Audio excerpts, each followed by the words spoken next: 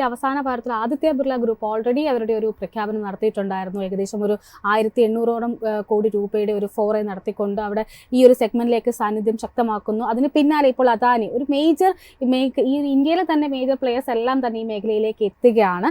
ഈ ഒരു തീർച്ചയായിട്ടും ഇപ്പോൾ നിലവിൽ പരിശോധിക്കുകയാണ് എന്നുണ്ടെങ്കിൽ ഇതിന്റെ ഒരു മെജോറിറ്റി ഹോൾഡേഴ്സ് എന്ന് വളരെ ചുരുക്കം ചില കമ്പനികളാണ്. ഇപ്പോൾ പോളിക്യാബ്, KEA പോലുള്ള ചില കമ്പനികൾ മാത്രമാണ് ഏറ്റവും അധികം ഇതിന്റെ ഒരു മാർക്കറ്റ് ഷെയർ ഹോൾഡ് ചെയ്തിരിക്കുന്നത്.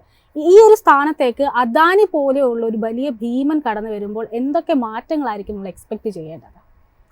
എനിക്ക് തോന്നുന്നു അനില അവരുടെ ഒരു സബ്സിഡറി അല്ലെ, അഡാനി എന്റർപ്രൈസസിന്റെ സബ്സിഡറി ആയ ദ കച്ച് കോപ്പർ ലിമിറ്റഡ് ഏതാണ്ട് 50% ഒരു ജോയിന്റ് വെഞ്ചർ ആയിട്ട് എന്താ പ്രണീത എക്കോ കേബിൾസ് അല്ലെ, ആ ഒരു കമ്പനി ആയിട്ട് ചേർന്നാണ് അവരുടെ ഡീറ്റെയിൽസ്, ഇൻവെസ്റ്റ്മെന്റ് ഡീറ്റെയിൽസ് ഒന്നും നമുക്ക് ഇതുവരെ പുറത്ത് കിട്ടിയിട്ടില്ല. അപ്പൊ ഇപ്പൊ എനിക്ക് വിഷ്ണുവിന്റെ ഒരു ലൈവ് ഫീഡ് വന്നേക്കണെന്ന് വെച്ചാൽ ഈ കച്ച് കോപ്പർ എന്ന് പറയുന്ന കമ്പനി ഉണ്ടല്ലോ, അവരൊരു cutting edge copper smelter Mundra ഗുജറാത്തിൽ ഉണ്ട് എന്നുള്ള ഇൻഫർമേഷൻ ആണ് പറഞ്ഞത്. കാര്യം അവിടെ കൂടുതലും അവർ copper cathodes, rods, other copper by products ഒക്കെ ഉണ്ടാക്കുന്നതാണ് ഈ കച്ച് കോപ്പർ എന്നുള്ള. ഈ കച്ച് കോപ്പർ ആണ് ഈ അഡാനിയുടെ സബ്സിഡറി ആയിട്ട് വരുന്നത്, അവർ ജോയിന്റ് വെഞ്ചർ ആയിട്ട് അവർ കടക്കുന്നത് എന്നുള്ളത്. അപ്പൊ ഇതിനകത്ത് ഇപ്പൊ വീണ്ടും വിഷ്ണു അതിനകത്ത് ട്രെയിലിംഗ് ആയിട്ട് കുറച്ച് ഇൻഫർമേഷൻ കൂടെ തന്നേക്കുന്നത് എന്താ അറിയോ, അതായത് ഏതാണ്ട് 10 ലക്ഷം രൂപ പെയ്ഡപ്പ് ക്യാപിറ്റലാണ് ഈ ജോയിന്റ് വെഞ്ചറിന്. 10 ലക്ഷം പെയ്ഡപ്പ് ക്യാപിറ്റൽ, 1 ലക്ഷം വാല്യൂ ആണ്, 1 ലക്ഷം ഷെയർസ് 10 രൂപ ഫേസ് വാല്യൂ വെച്ച് 10 ലക്ഷമാണ് ഓതറൈസ്ഡ് പെയ്ഡപ്പ് ക്യാപിറ്റൽ ഈ കമ്പനിയുടെ എന്നുള്ളത്. ആ ഇൻഫർമേഷൻ അല്ലാതെ എത്ര ഇൻവെസ്റ്റ്മെന്റ്സ് ആണോ അവർ പുട്ടപ്പ് ചെയ്തേക്കുന്നത് എന്നതിനെ കുറിച്ച് യാതൊരു ഡീറ്റെയിലും ഇതുവരെ നമുക്ക് കിട്ടിയിട്ടില്ല എന്നുള്ളതാണ്. അൾട്രാടെക് ഏതാണ്ട് 1800 കോടിക്കാണ് കേബിൾസ് ആൻഡ് വയേഴ്സ് ഡിവിഷനിൽ പോകുന്നത്. ബട്ട് നമ്മൾ ഇതിനെ ബേസ് ചെയ്ത് KEA ഇൻഡസ്ട്രീസിന്റെ ആയാലും ഹാവെൽസിന്റെ ആയാലും പോളിക്യാബിന്റെ ആയാലും RR കാബലിന്റെ ആയാലും അവരുടെ മാനേജ്മെന്റ് ഒക്കെ ഇന്റർവ്യൂസ് നമ്മൾ ക്ലോസ്ലി വാച്ച് ചെയ്തു. അവരെല്ലാവരും പറയുന്ന ഒരു കാര്യം എന്ന് വെച്ചാൽ of course there is intense competition. ഇനി കോമ്പറ്റീഷൻ വരുന്നു. അൾട്രാടെക് എന്ന് പറഞ്ഞ വലിയ പ്ലെയർ ആണ്. കാര്യം അൾട്രാടെക്, അഡാനി എന്നൊക്കെ പറയുമ്പോണ്ടല്ലോ, ഈ RR ക്യാബലും നമ്മൾ ഈ പറഞ്ഞ പോലെ പോളിക്യാബും ഒന്നുമല്ല. കാര്യം അത്രയ്ക്ക് റിസോഴ്സ്ഫുൾ ആയിട്ടുള്ള പ്രൊമോട്ടേഴ്സാണ്. അവർ വരുമ്പോഴത്തേക്കും തീർച്ചയായിട്ടും ഈ ഇൻഡസ്ട്രി ഹീറ്റഡ് അപ്പ് ആവും, ഹോട്ട് ആവും എന്നുള്ള കാര്യത്തിൽ യാതൊരു സംശയമില്ല എന്ന് അവർ നിസ്സംശയം അവർ പറയുമ്പോൾ തന്നെ ഒരു കാര്യം നമ്മൾ ഓർക്കേണ്ടതായിട്ടുണ്ട്. ഇപ്പൊ അൾട്രാടെക്കിന്റെ തന്നെ അവർ വളരെ ക്ലിയർ പ്ലാൻസ് പറഞ്ഞിട്ട് പോലും ഏതാണ്ട് അവരെ പ്രൊഡക്ഷൻ തുടങ്ങാൻ ഒരു 3 കൊല്ലം എടുക്കും. ഈ 3 കൊല്ലം എന്ന് പറയുന്നത് ഒരു വലിയ ടൈമാണ്. ആ ടൈമിനുള്ളിൽ എക്സിസ്റ്റിംഗ് ആയിട്ടുള്ള കേബിൾസ് ആൻഡ് വയേഴ്സ് കമ്പനീസ് എങ്ങനെ ഇതിനെ അഡാപ്റ്റ് ചെയ്യുന്നു എന്നുള്ളതാണ് ഇതിനകത്ത് ഇമ്പോർട്ടന്റ്. 3 വർഷങ്ങളുടെ മുന്നിൽ ടൈം ഉണ്ട് കോമ്പറ്റീഷനെ കൂടുതൽ ബെറ്റർ ആയിട്ട് പെർഫോം ചെയ്യാനായിട്ട്. തീർച്ചയായിട്ടും. അതായത് ഇതാണ് നമ്മൾ എപ്പോഴും ശ്രദ്ധിക്കേണ്ട ഒരു കാര്യം എന്നറിയോ, നമ്മൾ സ്റ്റോക്ക് പിക്ക് ചെയ്യുമ്പോൾ നമ്മൾ ഏതെങ്കിലും ഒരു ബിസിനസ്സിനെ കണ്ടുപിടിച്ചിട്ട് പറയും ഈ ബിസിനസ് കൊള്ളാലോ, ഈ ബിസിനസ് കൊള്ളാം, ഇനി ഇതിനകത്തേക്ക് കോമ്പറ്റീഷൻ വരികയില്ല, ഇതൊരു മോണോപോളിസ്റ്റിക് ആണ് എന്ന് പറഞ്ഞാണ് നമ്മൾ ഈ ബിസിനസ്സിനെ ബൈ ചെയ്യുന്നത്. അത് തന്നെയാണ് ഒരു പരിധിവരെ നമ്മുടെ സൊമാറ്റോനും സ്വിഗ്ഗിനും സംഭവിച്ചത്. നമ്മൾ ഡുവോപോളി ഇൻഡസ്ട്രി എന്ന് പറഞ്ഞുകൊണ്ടിരിക്കുകയാണ്. അതായത് ഇവർ രണ്ടുപേരേ ഉള്ളൂ, ഇനി വേറെ അല്ല. ബട്ട് ഒരു ബിസിനസ് വെർട്ടിക്കലിന് ഓപ്പർച്യൂണിറ്റി ഉണ്ട് എന്ന് കണ്ടു കാണുമ്പോൾ അത് സൊമാറ്റോവും സ്വിഗ്ഗിയും പോലുള്ള കമ്പനി അതിൽ സക്സസ്ഫുൾ ആയിട്ട് ഡെമോൺസ്ട്രേറ്റ് ചെയ്ത് കാണിക്കുമ്പോൾ തീർച്ചയായിട്ടും it will attract new companies to come in. അതിലേക്ക് എന്താ വന്നത്, ഇപ്പൊ ആമസോൺ തന്നെ അവരൊരു ഡിവിഷൻ അങ്ങോട്ടേക്ക് മാറ്റി, സെപ്റ്റോ വന്നു, അത് കഴിഞ്ഞ് ഫ്ലിപ്കാർട്ടിന്റെ ഡിവിഷൻ വന്നു.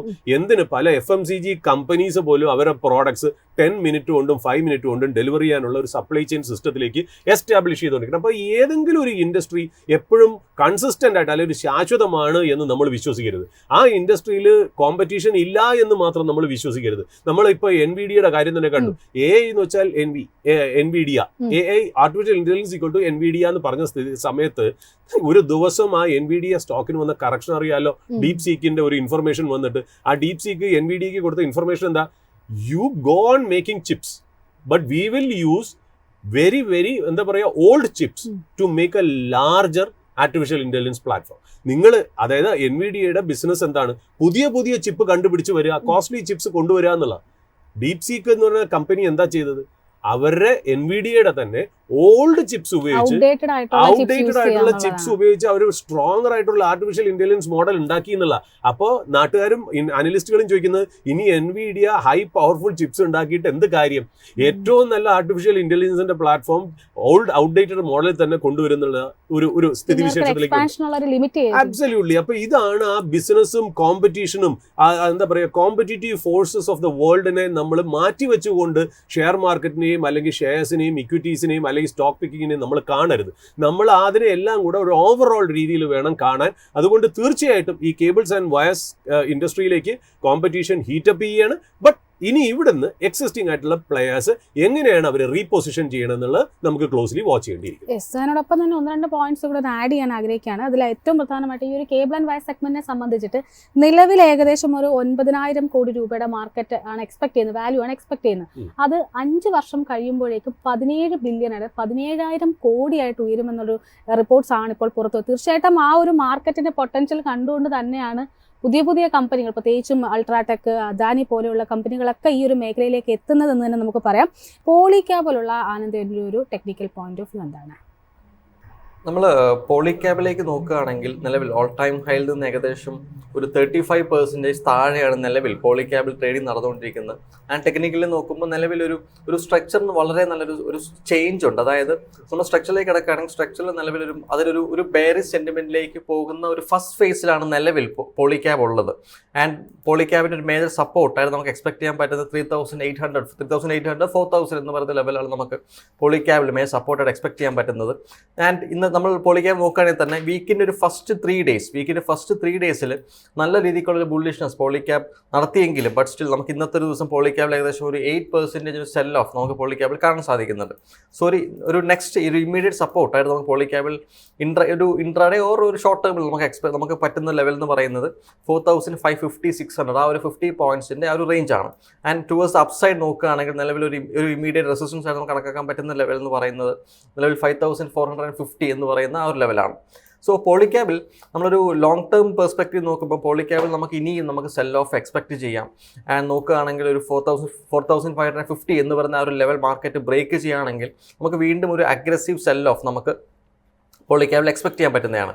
ആൻഡ് ആ ഒരു സെൽ ഓഫ് നടക്കുകയാണെങ്കിൽ നമുക്ക് പിന്നെയുള്ളൊരു മേജർ സപ്പോർട്ട് എന്ന് പറയുന്നത് 3,600 to 3,800 ആ ഒരു 200 പോയിന്റ്സിൻ്റെ ആ ഒരു റേഞ്ച് നമുക്കൊരു മേജർ സപ്പോർട്ടായിട്ട് ആക്ട് ചെയ്യാൻ സാധിക്കും. അല്ല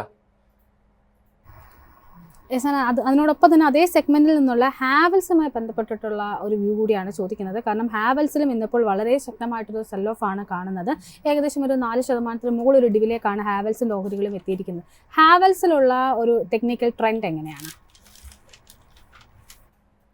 നമ്മളിവിടെ ഹാവൽസിനെ പോളിക്യാബായിട്ട് കമ്പയർ ചെയ്യുമ്പം പോളിക്യാബ് ബെയറിഷ് ടെറിട്ടറിയിലേക്ക് ഏകദേശം പോകുന്ന ഒരു രീതിയാണ് നമുക്ക് പോളിക്യാബിൽ കാണാൻ സാധിക്കുന്നത്. ബട്ട് ഹാവൽസ് നോക്കുകയാണെങ്കിൽ ഹാവൽസ് അതിൻ്റെ ഒരു മേജർ സപ്പോർട്ടിലേക്ക് അപ്രോച്ച് ചെയ്തുകൊണ്ടിരിക്കുകയാണ്. ബട്ട് സ്റ്റിൽ ആ ഒരു അപ്രോച്ച് ചെയ്യുന്ന ടൈമിൽ തന്നെ നമുക്ക് ചാർട്ടിലൊരു വളരെ ഒരു ഹെവി വീക്ക്നെസ് നമുക്ക് ചാർട്ടിൽ കാണാൻ സാധിക്കുന്നുണ്ട്. സോ നമുക്ക് പോളിക്യാബിൻ്റെ അത്രത്തോളം ഒരു അഗ്രസീവ് സെല്ലിംഗ് നമുക്ക് ഹാവൽസ് ഞാൻ എക്സ്പെക്ട് ചെയ്യുന്നില്ല.